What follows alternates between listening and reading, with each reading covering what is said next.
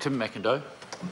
Well, Mr Speaker, delighted to follow on Dr Graham after that learned and considered oration, but I just want to return to the speech of the previous speaker, Mr Goff, which was certainly one of sound and fury signifying nothing. But methinks that member does protest too much on this occasion, because Mr Goff, of course, has two stock speeches which he delivers in this House whenever he needs to fill in a little bit of time.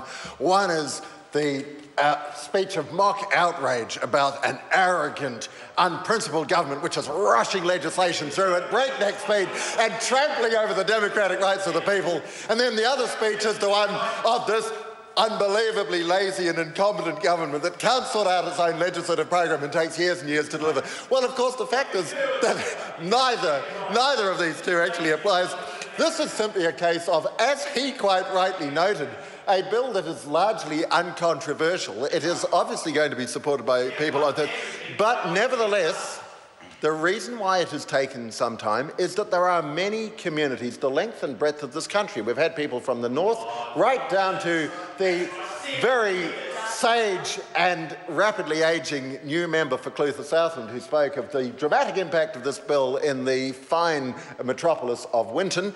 And the point is, and it is a serious point, that all of those communities had a legitimate interest. They did need to be consulted. The government has therefore taken the time to do that job properly. And of course, this is not one of those bills that has to be pushed through at breakneck speed. We are a very busy government with a very full legislative agenda. We have been focusing on issues that matter.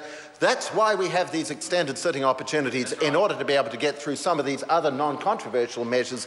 And now I am very pleased that we're doing just that, and I thank all members for supporting it. Porter Williams. Thank you, Mr Speaker.